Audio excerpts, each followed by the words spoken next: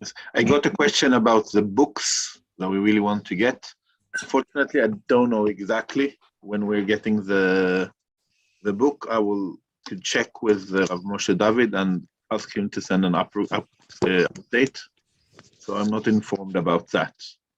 As I hope you all got a PDF that are relevant to the Pesach, but it's very good to have the books and actually also to, I have to say, to feel the books. Not only have them. So I hope we'll get them soon. Yes, just a little about what we have. Two more Sundays speaking about Pesach. We have in previous 2 weeks spoken a lot about chametz and about matzah last week, the kinds of matzah, the mitzvah of the matzah, and so on. And I want today to go over to the Seder evening, Seder night, Leil HaSeder itself. We will start very little about the check of the house to the chametz. That is relevant to what we learned 2 weeks ago. I'll just go through it shortly, but then we will use most of this hour on explaining the idea of Leil Seder and how it should be and what the meaning of that is. And maybe already today, probably next week, going more active through the book of the Haggadah of Pesach, so that we could understand the different parts of it and maybe go a little deeper into some of them. That's yeah.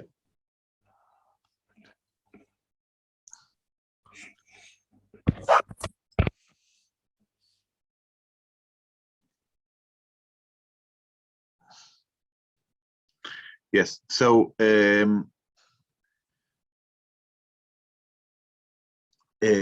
I want to share, like, just to repeat, we spoke 2 weeks ago about the need of not having chametz. We discussed what are the definitions of chametz and so on, and the need of actively removing the chametz from the home. So one thing is to do it actively by cleaning the house from now on for next week and making everything okay. And then we spoke a little about the tradition and the obligation we have to do it in the evening before Pesach and then in the morning. So I just want to share. This is from, this wasn't what I wanted to share, but here, this. So shortly, just to see, this is written in many of the Sidurim. It's written mainly in all. If you go to the Haggadot, always in the start of Haggadah, you'll have this kind of text. What's done the evening before Pesach, meaning this year Pesach is Friday evening, so now we speak about Thursday evening after it's dark. Then normally after we have cleaned the home, of course, and so on, we do a last check to take out all the chametz we could find. And then we say, first we say the bracha, because it's a mitzvah to remove the chametz. And we say the bracha. And then we go around in the home. We spoke about people who have a tradition to hide some of the chametz, and then it's important to remember where they are hidden, so that we won't hide chametz and not find it just before Pesach.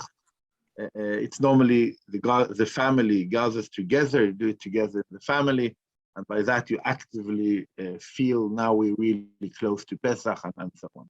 Some important halacha that you could maybe also see in the comments here in the Koren Sidur is that if you move, if you are not at home in Pesach and you want to, and then you also need to check the chametz. But if you, for example,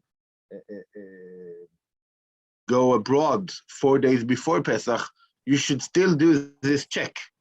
You don't say the bracha, but you do the check and you do the B'dikat Chametz because you have to clean the home for Pesach. So in that way, you do it also before without the bracha.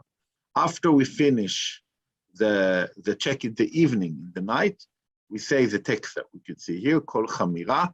It's written in Aramaic so that everyone will understand. I mean it, because in old days, Aramaic was a more understandable language. So I really think it's good to read it in another language that you understand. It could be English, it could be Hebrew, it could be any other language, because it's important to understand what you say. That you want all the chametz that you haven't found and you don't know about be deemed like dust. And we say that in the evening. In the morning of Pesach, we're not allowed, the day before Pesach, stop sharing this, you better, yes. The day before Pesach, we're not allowed to eat chametz, to have chametz from the middle of the day, okay, midday. But since we try to be careful, the tradition is to add another hour, and it's not hour in the clock, it's 1/12 of the day, to when we have to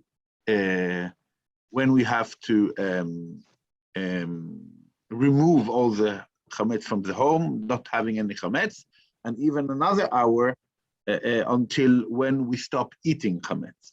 So the day before Pesach, it's normally said, and at least in our community, we send the times for it. So sometimes between 9 and 10 o'clock in the morning, we stop eating chametz, and an hour and a half later, we need to finish not having any chametz. And in that time, in the morning, we also burn the chametz. We also burn the chametz, meaning we actually physically burn the chametz, and after that we say the other text that's also written there in the morning after. If it's not possible for you to actually burn the chametz with fire, because it's practically impossible in the place you are or something else, then it's also possible to ruin the chametz in a way. You could put something that destroys its taste, so it's not eatable even for animals or something like that, and then throw it out.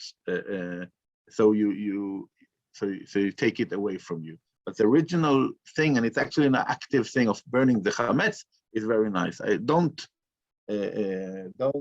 gather big amounts of chametz and try to burn 10 pasta packages and 5 pita packages. That will be very hard to burn, and it will be a pity. We don't want to waste food. That's not the idea. The idea is we have some rest and we burn it to take out the chametz with all the meaning that chametz has, as we spoke about 2 weeks ago. I just wanted to go through it like in the order to repeat. This is happening just before Pesach. Now on to the main topic we should speak about is the Haggadah, okay? The evening of Pesach.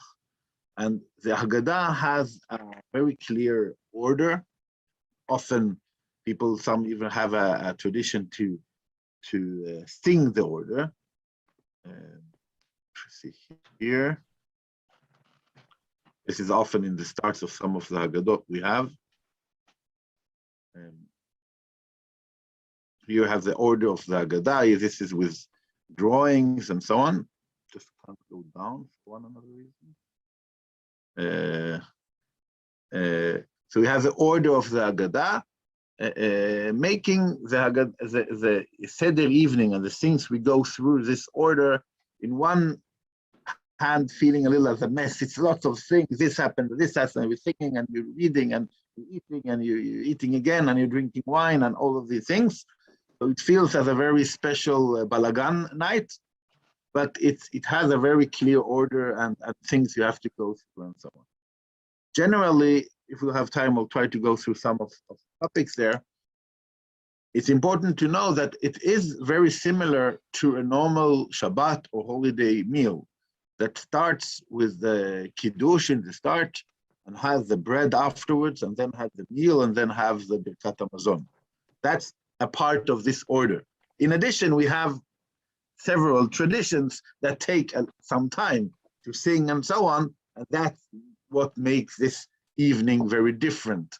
That we don't finish the kiddush and two more things and then we eat, but then we have some traditions of things we need to eat. The karpas, we have, of course, after the matzah, we have the maror with the charoset, and together with the matzah, without the matzah, and many other things that makes it more. And the main thing that takes a lot of time is the magid. The part is called magid, telling, okay?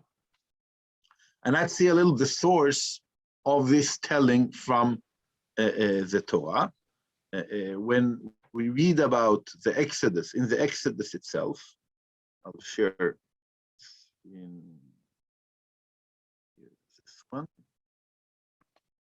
In the Exodus itself, it says several times, tells us how important it is to tell the story. Okay. For example, here I'll show you several texts that repeat the same. And when your children ask you, what do you mean by this right, you shall say, it is the Passover sacrifice to Hashem, who passed over houses of the Israelites in Egypt when smithing the Egyptians, but saved our houses. This is one quote. Another quote we can see here. Another quote we can find here.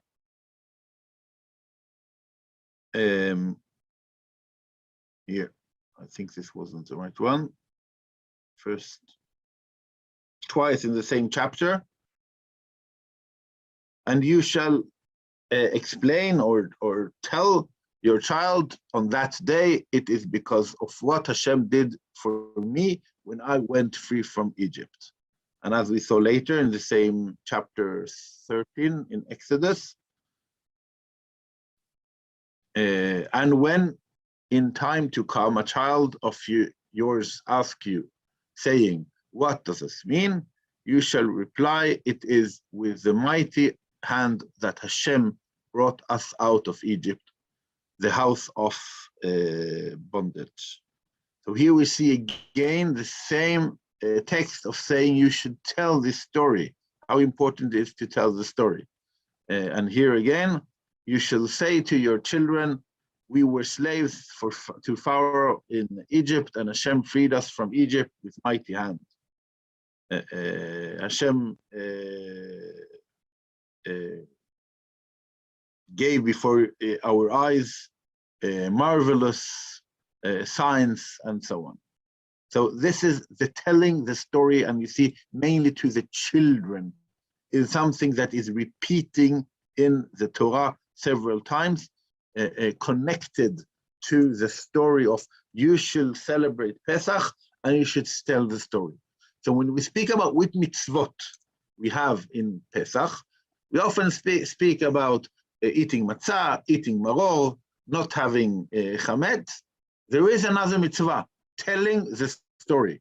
The telling the story itself is a mitzvah, and in many ways, not only that it is a mitzvah, but it's maybe the most important mitzvah.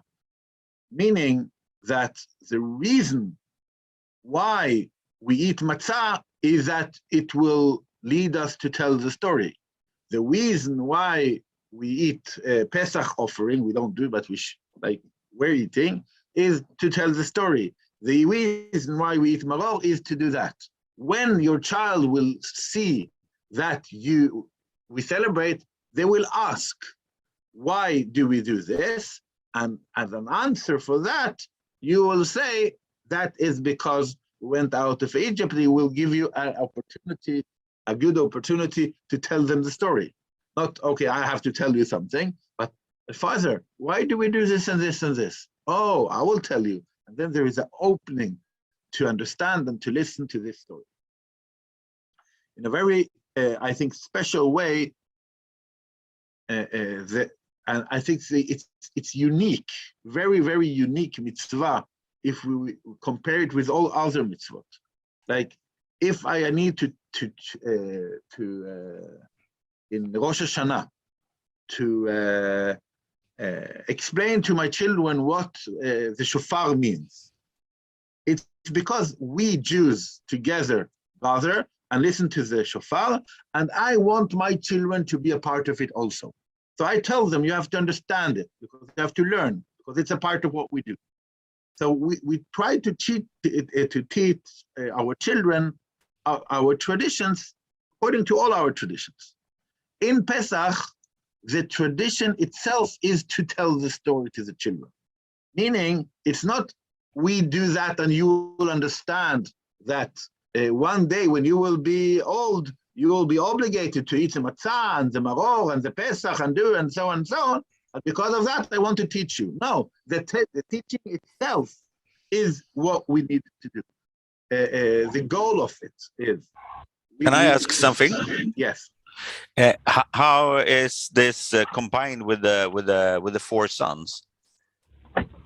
The four sons are all these quotes I showed you are in the four sons, and we will maybe have a little more time to speak about the four sons next week. But the four sons is a text that came in to the Haggadah, where the one who wrote it down found differences between the way it's written in any place. Also to tell us something very important, that you shouldn't tell it in the same way every time. In the one hand, we have a text. Okay, we will read through this text every year. It could be a repetition of the same thing, but telling a story is not reading a book. There is a difference, because if I read a book to one of my children, I will read it the same to the second child because they have the same words. But if I'm telling a story, the story will be related to who I am, the storyteller, and the one who wants to listen to the story. And you could hear the same story in many different versions, not because this is true and this is false, but understanding that when the Torah repeats, you should tell the story to your children, or when your child asks you have to answer, it shows that children are different. That's one of the ideas of the four children we see in the Haggadah. And it's generally in the start of Haggadah. But it tells us the importance, again, the same principle that I try to see here, to people understand. It's not, oh, it's important also to do things fun for the children. The children are the goal. We do the things for the children. It's not the opposite way. And it means how important the telling the story in Pesach is. How important it is when we now have the attitude towards, how should we prepare the Haggadah. It's not enough to have the best food in the world on the table, to have the most matzah shmura, as we said last week, that was kept in all the rules and everything is okay, and we do all the things, but then we just read through the story. The goal is to tell the story, and the preparation to tell the story is very, very important. And the way we tell the story is very important. Haggadah is a book, maybe one of the reasons that I think has most examples. If you go into the internet and try to find Haggadah, you will find hundreds of free Haggadah. And every Haggadah has their way of understanding, way of showing the story. And I think that is the way, understand that the meaning of the Haggadah is not only saying we were slaves in Egypt, we become free, and it happened in this and this way. It's a live story. We continue to tell the story. We'll come back to that principle also. I want to add another layer, or making this even more serious, the telling the story. Because until now, I said that the reason we eat matzot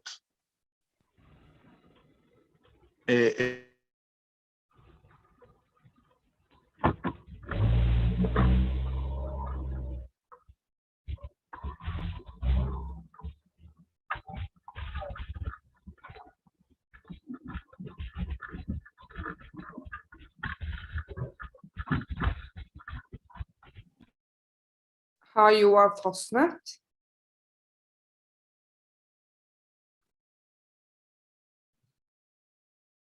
Sorry, I'm back. Until now, I said that the reason why we eat the matzot or the maror or all the other traditions we have is to tell the story, is to get the children to ask, why do we do this? And by that opening possibility to have a conversation, have a telling. And that's of course true. But I think it goes even further, and we can see it in the text in between the plagues in Egypt, and in a way also before the plagues in Egypt. And I'll show you another quote here from Exodus 10. Then Hashem said to Moses, go to Pharaoh, for I have hardened his heart and the heart of his courtiers, I don't know what the word is, sorry. It's his advice. Servants.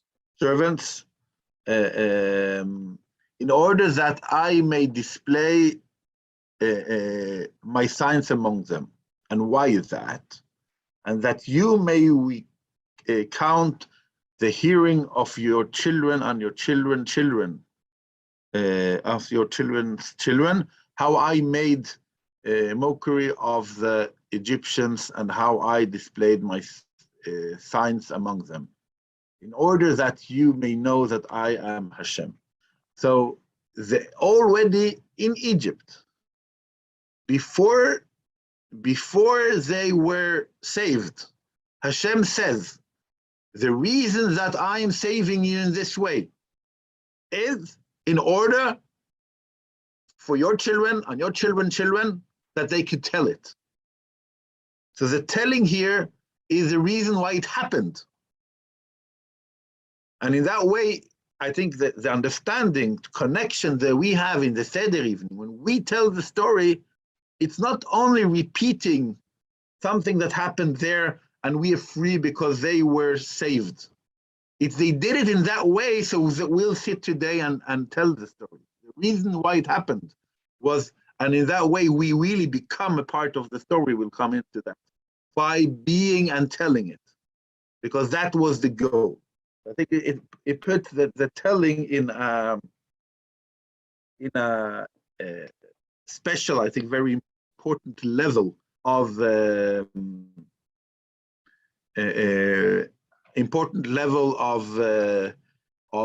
how important this is as a part of the experience of Pesach. I will show now. We'll go over to some of the text of the Haggadah. I didn't say it. If you, for one reason, if you have a Haggadah in your home, this could help you mainly next week, but maybe also today. I will share the text. But if you have a Haggadah, it could be good to have in front of you.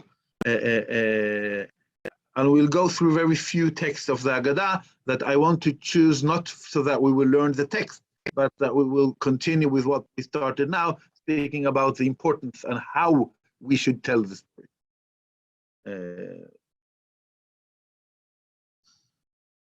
So the first is very known,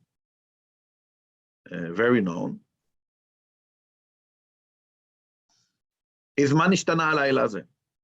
Okay, and it's a repetition of, in a way, what we said.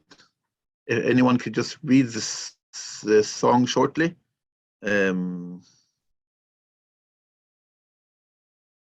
I want to choose myself, but anyone who can read, yes.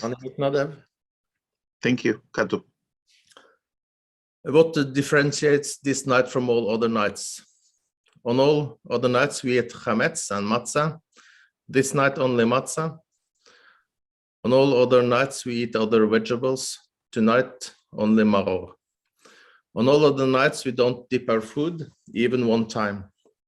Tonight we dip it twice. On all other nights we eat either sitting or reclining. Tonight we all recline. Yeah, so this is based on a text from the Mishnah that actually starts saying the children should ask. And if they don't ask, you ask for them. And then you ask these questions. Okay? So it's a way of saying, don't you see this is a very special night? Everything is different. But the start of the text, actually interesting in the Mishnah, is that the children should ask. And if they don't ask, then you come with this. And in a way, unfortunately, I won't try to not be critical to our tradition of the Haggadah. We start the whole thing with singing the song and this text, and then we have already asked the questions, and they haven't given them the opportunity to ask the question. But the very important and central word we see in this text, this became a song, is a different. It has to be different. It's a different experience. You sit late. I know I don't like to be too critical to traditions many families could have, but some families, they say, okay, the children, they have to get to bed at 7 o'clock. So we have to try to start at 5 o'clock.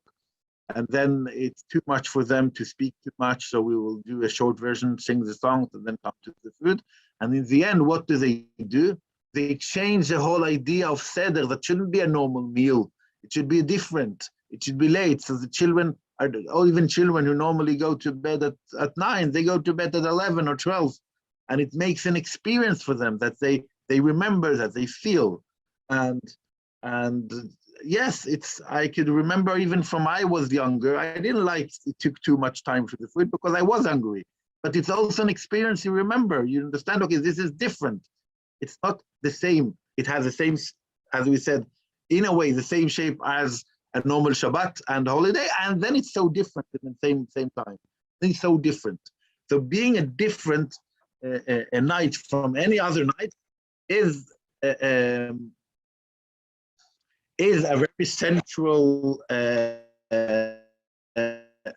very central part of how this conversation should start. When, as we saw in the Torah, when your child will ask you. I want to add in addition, and that's that it's in a way also, it doesn't say it in the song, so very important that every Seder night should be different from all other Seder nights. Because after some years, you're used to, okay, this is the order, this is a book, we should go through it, let's do it fast, come to the food. Then if you just do that, you don't come to the opportunity to tell the story. So, and even if you add some new thoughts of a text, it's very nice to have a new thought. But if every time it's only like, okay, now someone read that a big rabbi said that nice idea and let's go on, it's also not telling the story. We have so many comments. We have so many comments on the Haggadah that you could have a list of comments and it's okay. The idea is to find a way telling the story. And the only way telling a story is doing different. I don't know if you see a film twice. I don't do that very often. I don't see many films, but just it's too long for me. A film, maybe a short is better. But I know that seeing the film again has to give you another experience. You have to be, okay, I see it from new angles I didn't see the first time. Just see it again and again, I think maybe isn't the same. Or reading a book again. There has to be again, has to be different. So every repetition of it has to be different. And I think that's why also the preparation for the Haggadah should be, how should this time be different? And that opens the opportunity to the conversations, to the telling the story. Just after the text of Ma Nishtana, we begin to explain the story. We actually begin to say the story. Avadim היינו לפרעה במצרים.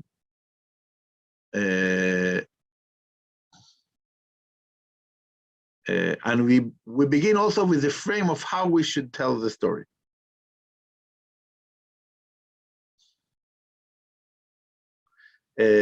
Someone, could you continue reading this one also?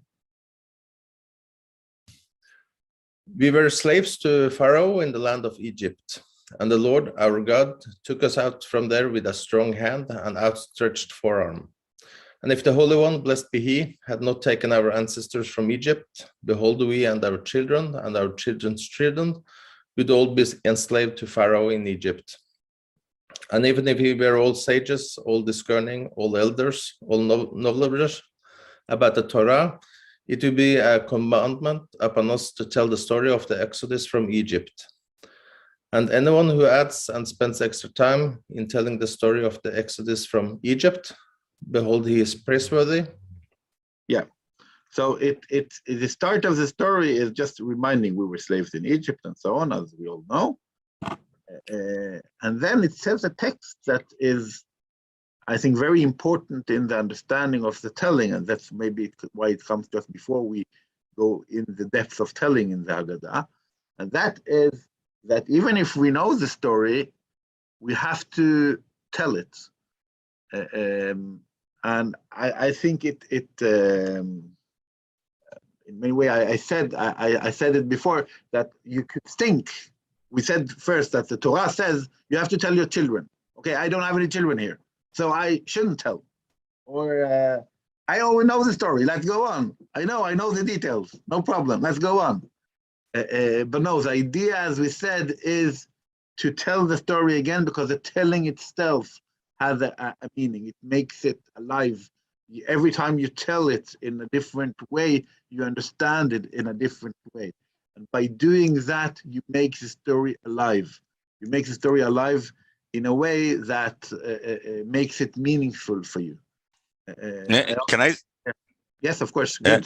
I think about, there are some things in life where people want to repeat stories. For example, my children, or they often say to me, please, Daddy, can't you tell us about when we were born, or can you tell us about when we did that and that, and also some things that can't you tell us when you and Mama, when you met?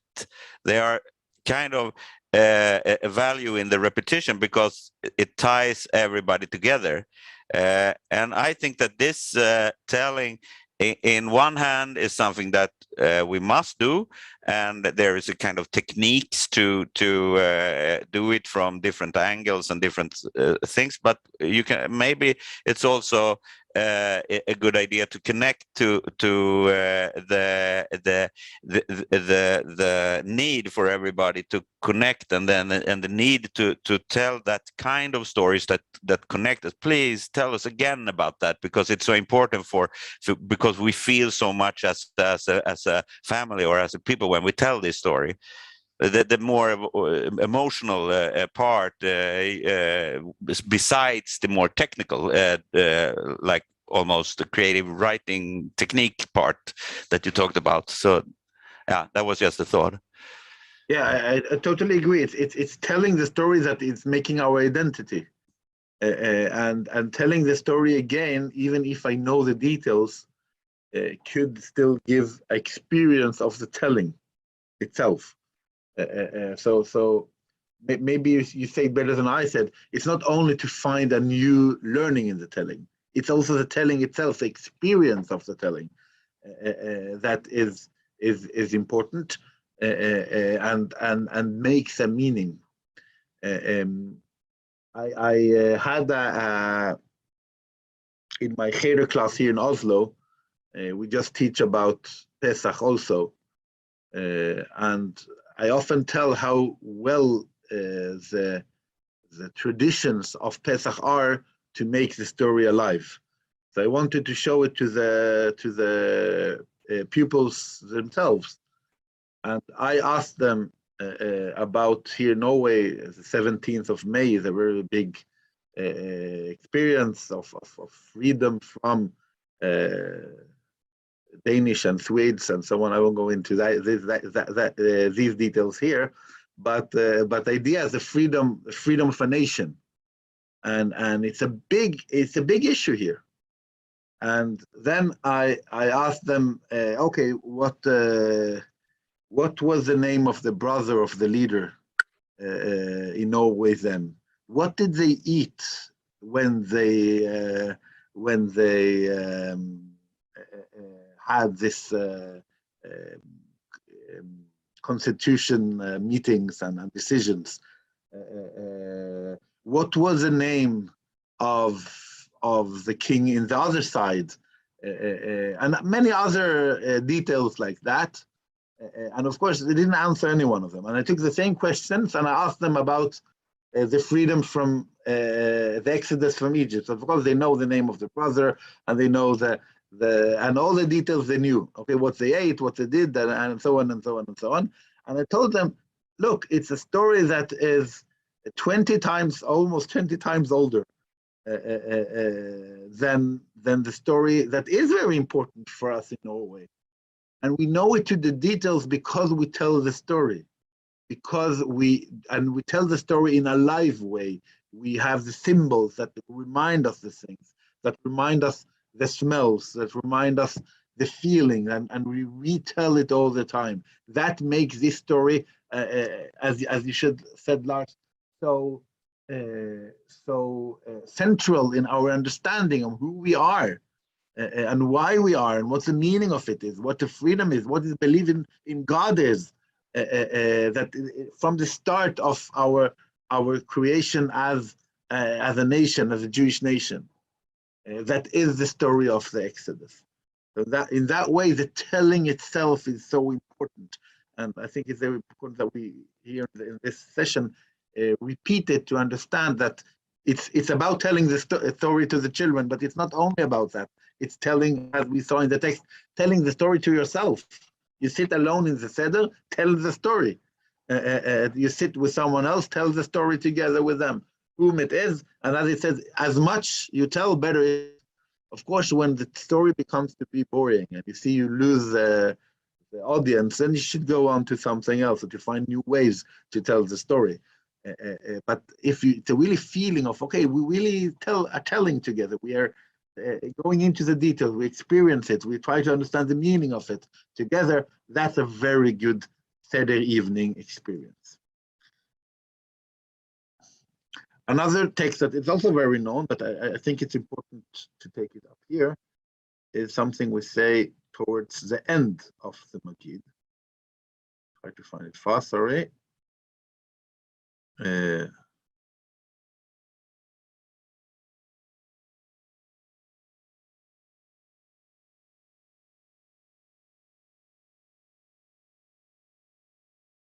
Here.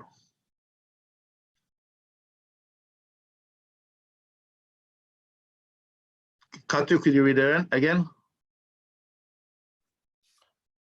In each and every generation, a person is obligated to see himself as if he left Egypt, as it is stated. And you shall explain to your son of that day, for the sake of this, did the Lord do this for me in my going out of Egypt? Not only our ancestors did the Holy One, blessed be he, redeem, but rather also us together with them did he redeem, as it is stated. And he took us out from there in order to bring us in, to give us the land which he swore unto our fathers. Yeah, it's interesting that the text where we tell the story, the Haggadah, is taken from the story from when someone comes with the first fruits from the land. They go to the temple and they give the first fruits, and then the way of saying thank you to God for the fruits they gave, they tell the story. They say, our ancestors were slaves in Egypt, and they got hard work, and Hashem took us out, and so on. So the text itself that we read in the Haggadah is taken by someone who is free, and many generations later, and he tells the story as if it's his story. When he thanks God, not for Pesach, but for fruit in the trees. Understanding, connecting, it's a part of why I have my freedom and why I have my land and so on. So that's one of the ideas of why we should see ourselves as if we were slaves in Egypt. And telling the story, it's a little repetition, or I think it gives us a new layer of understanding of what we need to have and experience in Pesach. I want to add, based on this text, I think another layer or another angle I think we should have in our attitude towards Pesach and in our preparation even to the Seder evening. We could very often stay in the story, stay in the text says that if, as we saw the first text or previous text we read, if he didn't take us out of Egypt, we and our children were still slaves in Egypt. It's a very physical way of saying we were slaves. If we wouldn't be free, we were still slaves. And because of that, we're now celebrating that we are not in Egypt slaves. And of course, it's a layer of it, understanding of it. But I think that the way many rabbis or generations have tried to experience the Seder evening is making it the same story, also relevant for us in our generations. Understanding not only what we have to thank that we are not enslaved, but we are free, but also understanding when we say that we were slaves, we also say that we are slaves. First of all, physically, the Jewish people has been unfree in so many generations since then. And still in the unfreedom, as long as it was physically possible, they sat and they celebrated Pesach, and they celebrated the freedom out, the exodus out of Egypt. And they said in the worst times, we were slaves in Egypt and we thank Hashem to be free today. And one way it's the freedom from Egypt, not from the slavery of Egypt, but from the things that we were enslaved to in Egypt, the Egyptians, gods, and other things that were holding us. We had a bat mitzvah in synagogue this Shabbat. She said that they had to take, in her words, not in other words, the slavery out of themselves. They had to slaughter the god of Egyptians to show that it's not their god, but also to show that the commandments of or what they were told by the Egyptians, that they could do what they wanted. They had the freedom in their hearts to decide something else from what they were told to do. That's a breaking out to freedom. And this freedom in the heart was still alive in generations where Jews didn't have the physical freedom. And it's a freedom that we still live. But we also have the opposite side. The opposite side meaning that when I think we can see ourselves as living generally in a very free situation, maybe more than any time in Jewish history, the possibility to choose what we want, to choose where we want to live, not to be enslaved even to sometimes to physical things. We probably know that we'll have something to eat next year also. We live in richness and freedom that we really want to celebrate and to show in Pesach that we're happy for. But the opposite side is that we have to remember that we're still enslaved in our hearts to so many things. Okay, we are enslaved to the phone. We're enslaved to many other things in society. Everyone has their things that they are captured to. Someone who wants to stop smoking and feels that there's something that holds them, or anything else that is a thing that holds us as individuals or as society or community. And going towards Pesach, many say it's important to say which kind of in slavery I feel I have that I want this Pesach to help me to go get free of. That's also a way of saying I have to see myself as if I was a slave in Egypt, and already only after I go into the slavery itself, I could go towards the freedom. If you don't understand what is a slavery, you don't understand the freedom. And it's correct to appreciate the freedom that we have in our lives today, but it's also correct towards towards finding the slavery in our lives today, and what we still want to be free of. And that's I won't say what it is, because it's individuals for every one of us. But if we will go towards Pesach with that attitude also, maybe the telling of the story will get totally new layers of experience, because we will think about the Israelites in Egypt and Hashem and the miracles and the freedom and so on. But in the back of our hearts, our heads, and in our hearts, we also have these things. We say, okay, how do I get free from the things I'm not free of? And then the story will not only be told again, but we're told again, and we put ourselves inside the story in a way that makes the story alive, and maybe helps us, and that is a goal, helps us to get more free in every generation. Yeah, that's what I prepared about the Magid, the storytelling, to explain how important it is in the rules itself. Maybe, as I said, not maybe, it was important for why they were freed in that way, or I have to say it in the correct way, why we got freed in that way in Egypt already then. And also understanding how we should tell the story, finding a way of making every Seder evening a live story for ourselves and for those who we gather together with in the Seder evening. If you don't have any questions or comments, I'll go over to the order of the Seder, so we could maybe have some minutes going through that, and then we will go through several texts from the Haggadah, songs, other texts from the Haggadah next week.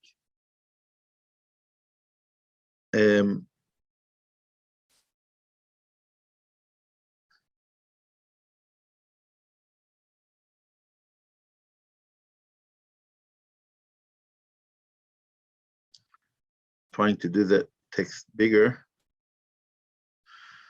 here.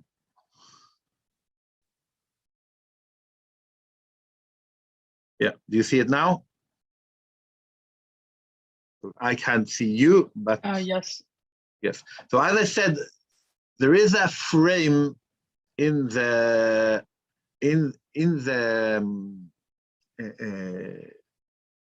Seder of the Haggadah or the Seder evening that is similar to what we have in a normal Shabbat or holiday meal. We have the Kadesh in the start, and I'll jump over. Then we have the Rachza, where we wash the hands before bread. And then we have the bread. It's different. Then we have the bread. And then we have the Shulchan Orech, we have the food. And then we have the Barech, we have the bench and the prayer, the prayer for the food after. So that's some of the parts that are already known. But then inside that, we have several other parts that comes in. So the first after Kadesh is Uchat, it's washing the hands. It's washing before the dipping, before the karpas. So it's not washing the hands as before the bread, but it's washing the hand before the karpas. Often only the one who leads the Seder does this washing. After that, we have the karpas, where we dip vegetables into salty water. Often, I'll just say very shortly, see the salty water as the tears, remembering that we start with the feeling of the slavery of the tears to understand the freedom from it also. And then yachatz, where we have 3 matzot on the table, and we take the middle one, and we divide it to 2 parts, and the bigger part we keep to the after the meal, to what we call the afikoman. Here, normally in Seder evening, this is another tradition to make the children very excited or very interested in what's happening, is that they have to try to find or to hide or to find the one other hide this part, so that maybe they'll get something in the end. So here, even we keep from here to the end, but it's something also that the children are very engaged in. And then we have the Magid. Magid is everything we talked about until now today, the telling, the story. We go through the text from the Haggadah, but you can tell the story even in other ways, or read the story and try to understand it. So here we have the telling of the story, the Magid. Then, as we said before, we wash the hands and we eat the matzah. And we actually have 2 things here, that is one, motzi and matzah, because the matzah is the bread for the food, but it's also, of course, the mitzvah of eating the matzah, as we spoke about last week. So we eat then the matzah. There's the bracha for matzah. I won't go into all the details, just the order here. After that, we eat the maror, the bitter herb, and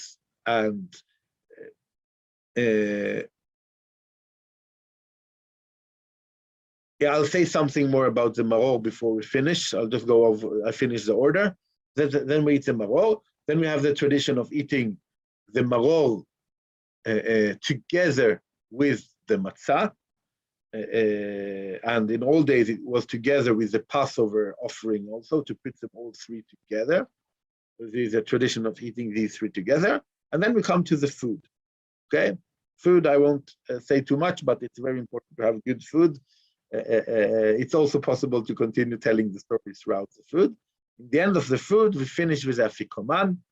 Afikoman, in old days, you didn't eat anything after to have the taste of the offering, of the Pesach offering in the night.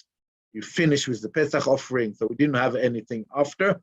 Today we finish with the matzah because we don't have the Pesach offering. So we finish the afikoman with eating a matzah just before we thank for the food. And then we have the 2 last part, Hallel, that is in a way started before the meal, as it's the end of the Magid, but mainly after. We sing the songs of praising, thanking Hashem for the freedom, for the experience, for the Pesach, and it's similar to the Hallel that we sing in synagogues, and in a way that we also sang. It's a shorter version yesterday when it was for Rosh Chodesh, so that we had then we had Hallel. And Nirtza is the last, it's a finishing with several poeses, songs. Some of them are chosen to have, again, to have the children alive to the end. Maybe the most known of them is Echad Mi Yodea, that is a part of the songs in Who Knows One, that is in the end. Yes, Daniel? Yes, I just want to say that every year I misunderstand the maror and korech. And I try to read before Pesach every year to find out what to eat and how to eat it. And sometimes it says the pepperut, I don't know how you say it in English. And or you can choose the salad, the type of leaf. Mm-hmm. And yeah, I don't know how to eat it the first time when it says maror and the second time korech. So But I Yeah. think you said that you're going to explain it maybe. Yeah. But Yes, that's the most difficult thing every year, and I need Yeah. the help with that. Since I want that these teachings, we want to also we'll speak about the practical things. So I'll speak a little about the maror and the korech. So thank you for the question, because next time we will go more to several texts, and then maybe so just that we said that maror is a mitzvah from the Torah. It says from the Torah you should eat Pesach, matzah, and maror. Maror should be something that is bitter, and the tradition is to eat something bitter, and both things you said are bitter. So the salat or the pepperut, I don't know the English word for it either. So if anyone could help us here. Horseradish. What? Horseradish. Horseradish. Thank you. Are both. So normally we eat the salads, but maybe salads has become less and less bitter. With we have it's almost sweet, the salad, and so to have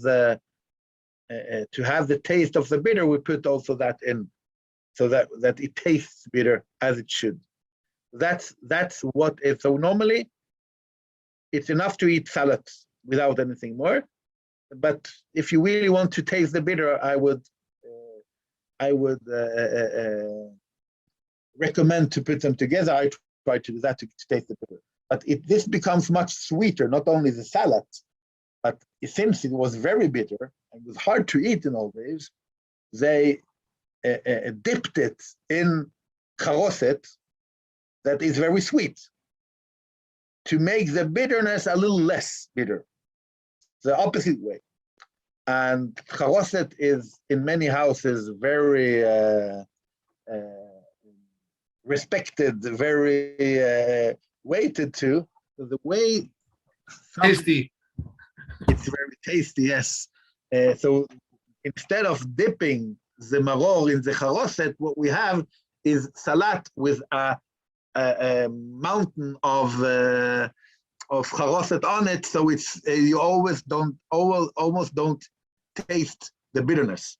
So the actual way of doing it is to dip it in the charoset, not to put the charoset on the maror. I won't say that it's not legal to do the tasty way, but that's eating maror. Only the maror itself, the salat and pepperut, dipping it in charoset, or if you really want, putting charoset inside it and eating it together. That's the maror. Okay. After that, you have the korech. Okay. For the maror, you'll say the bracha for maror, but for the korech is a tradition to eat it together with a matzah, and then it's exactly the same thing, but only together with a matzah. And I said in old days also with the meat of the Pesach offering, that gave it a total different taste. But since we don't have the Pesach offering, so we put the maror and the matzah together. Also there is a tradition to have a nice layer of charoset on the matzah, so the bitterness of the maror could go away. In a way, I think that then it's much easier to have the charoset there, because it's a tradition, in difference of the eating of the maror itself in the first time, that is keeping the mitzvah as it is, and then there's a tradition to put them together and to eat them together. So that's these two things, and the way of understanding the maror. We went through several details today. Just repeating shortly, I started just the details of how we check our homes for Pesach, and then I tried to speak a little more about the main mitzvah of the Magid, of telling the story from the text, from several texts from the Haggadah, to understand how it should be, or how we should try to make it, why we should tell the children, why we should tell ourselves, why we should tell that we were slaves in Egypt, and try to understand the meaning of that. And now we also shortly went through the order of the Haggadah. So next week we will go through not all the Haggadah, it's a lot, but to several texts from the Haggadah that we will read together and speak about together.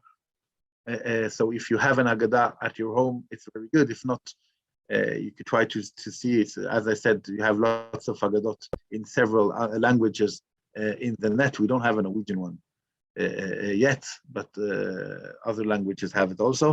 But we'll show the text together also next week, so we will read together as we did today. Thank you all for this shiur, and Shavua Tov. See you next week again. Shabbat tov. תודה רבה. Well,